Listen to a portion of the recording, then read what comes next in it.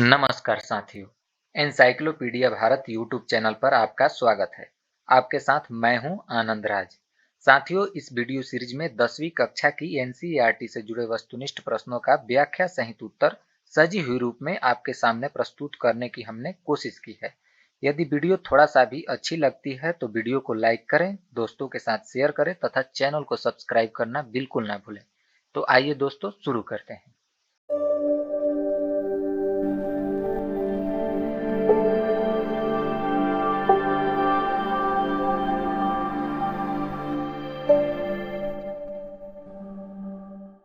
हमारा पहला प्रश्न आपके स्क्रीन पे आ गया है। रूस में कृषक दास प्रथा का अंत कब हुआ था? इस प्रश्न के लिए ऑप्शन ए है 1861, बी 1862, सी 1863, डी 1864। आइए देखते हैं इस प्रश्न का सही उत्तर। इस प्रश्न का सही उत्तर ऑप्शन ए है 1861। आइए इस प्रश्न से जुड़ी हुई महत्वपूर्ण विषयों पर चर्चा करते हैं। फ्रांस की तरह रूस में भी सामंत व पादरियों का विशेषाधिकार युक्त वर्ग तथा किसान व मजदूरों के रूप में अधिकार विहीन वर्ग मौजूद था।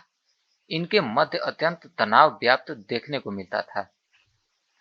इस सामाजिक आर्थिक विषमता के विरुद्ध असंतोष देखने को मिलता था। भूमि का 67% जो हिस्सा था सामंतों के पास था, तो वहीं 13% हिस्सा जो था वह चर्च के पास था। किसान खेतों में केवल मजदूरों की तरह कार्य करते थे।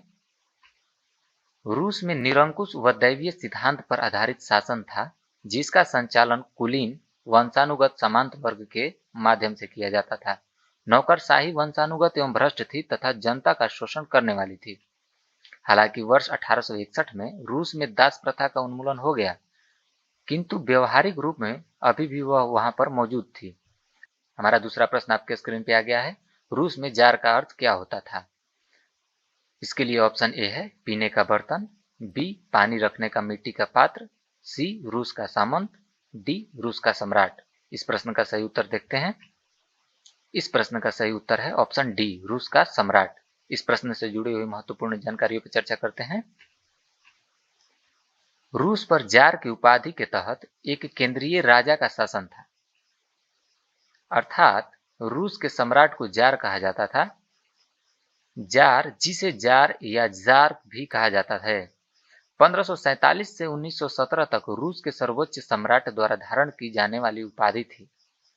मोटे तौर पर अगर कहा जाए तो सीजर शीर्षक से अनुवादित जार रूस के राज्य के प्रमुख और प्रमुख नीति निर्माता के रूप में कार्य करता था। हमारा तीसरा प्रश्न आपके स्क्रीन पे आ गया है। कार्ल मार्क्स का जन्म कहाँ हुआ था? इस प्रश्न के लिए ऑप्शन ए है इंग्लैंड, बी जर्मनी, सी इटली, डी रूस। आइए देखते हैं इस प्रश्न का सही उत्तर।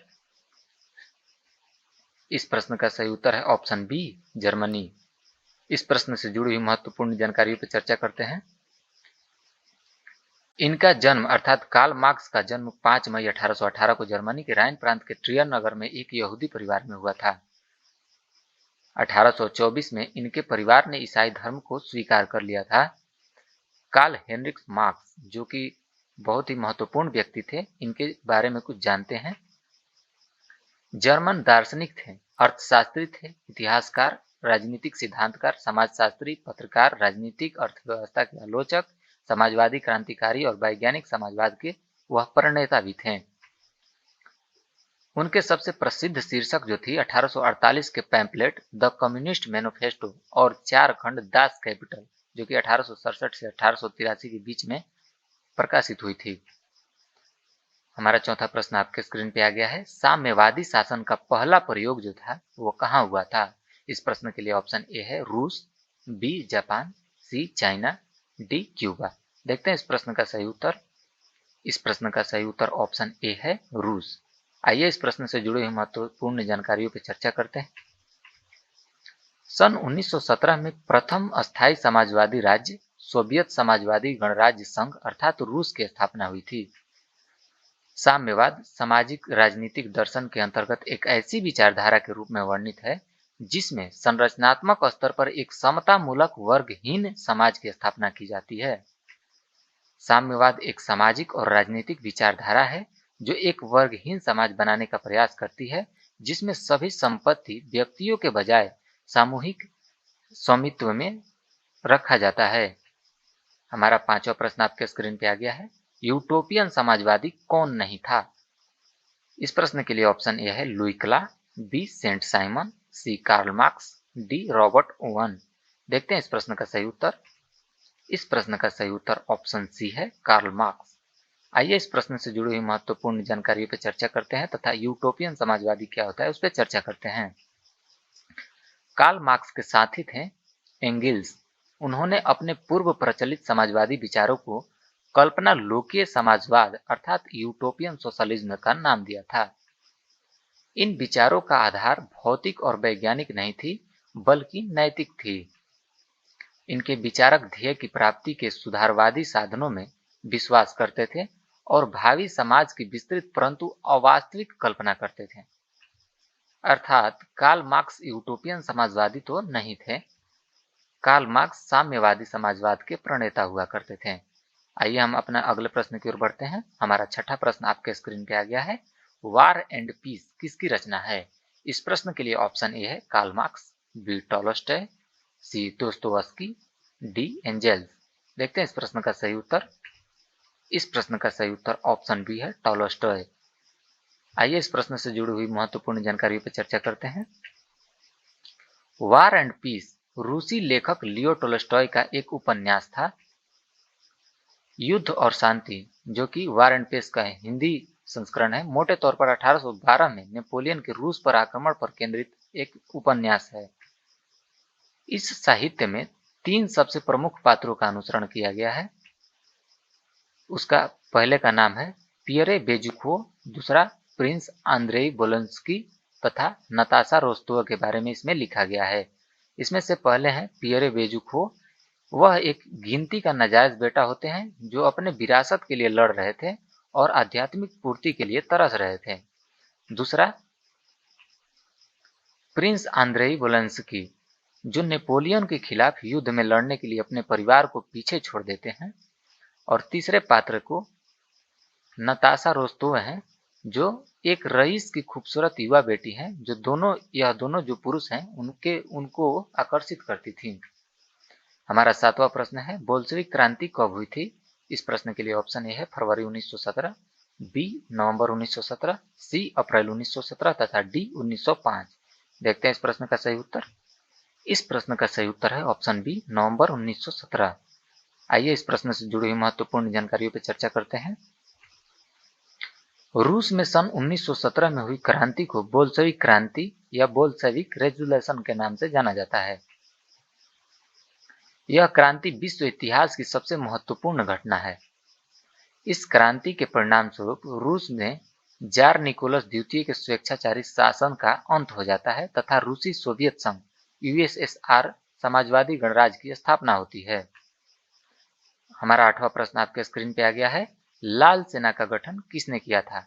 इस प्रश्न के लिए ऑप्शन ए है कार्ल मार्क्स, बी स्टॉलिन, सी ट्रोट्स्की तथा डी केरेंस्की। देखते हैं इस प्रश्न का सही उत्तर। इस प्रश्न का सही उत्तर है ऑप्शन सी ट्रोट्स्की। ट्रोट्स्की और लाल सेना से जुड़ी हुई व्याख्या को देख लेते हैं। सन 1918 के आसपास लियोन ट्रोट्स्की ने लाल सेना का गठन किया था। 1917 के मध्य से पुरानी शाही रूसी सेना का उत्तराधिकारी संगठन विघटित होना शुरू हो गया। बोल्शेविक ने स्वयंसेवक आधारित रेड गार्ड्स को अपने मुख्य सैन्य बल के रूप में इस्तेमाल किया, जो चेका अर्थात बोल्शेविक राज्य सुरक्षा तंत्र के एक सशस्त्र सैन्य घटक द्वारा संवर्धित था। जनवरी 1918 में युद्ध में महत्वपूर्ण बोल्शेविक पराजय के बाद सैन्य और नौसेना मामले के लिए भविष्य के पीपुल्स कमिश्नर लियोन ट्रोट्स्की ने अधिक प्रभावी लड़ाकू बल बनाने के लिए रेड गार्ड्स के श्रमिकों और किसानों की लाल सेना में पुनर्गठित करने का नेतृत्व किया। हमारा नौवां प्रश्न आपके स्क्रीन पे आ गया है। लेनिन की मृत्यु कब हुई थी? इस प्रश्न का ऑप्शन ए है 1921, बी 1922, सी 1923 तथा डी 1924। देखते हैं इस प्रश्न का सही उत्तर। इस प्रश्न का सही उत्तर है ऑप्शन डी 1924। इस प्रश्न से जुड़ी हुई प्रमुख व्याख्याओं को देख लेते हैं। लेनिन की मृत्यु 21 जनवरी 1924 को कोमा में पड़ने के बाद 1953 वर्ष की आयु में गोर्की में हो गई थी। व्लादिमीर इलिच उल्यानोव, जिन्हें व्लादिमीर लेनिन के नाम से भी जाना जाता है, वह रूसी के क्रांतिकारी थे, राजनीतिज्ञ और राजनीतिक सिद्धांतकार भी थे।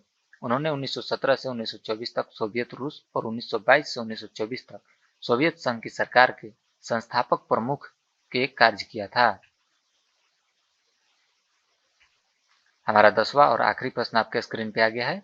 ब्रेस्ट-लिटोव्स्क की संधि किन दो देशों के बीच हुआ था? इस प्रश्न के लिए ऑप्शन ए है रूस और इटली, बी रूस और फ्रांस, सी रूस और इंग्लैंड तथा डी रूस और जर्मनी। देखते हैं इस प्रश्न का सही उत्तर। इस प्रश्न का सही उत्तर ऑप्शन डी है, रूस और जर्मनी। इस प्रश्न से जुड़ी हुई प्रमुख बातों को जान लेते हैं।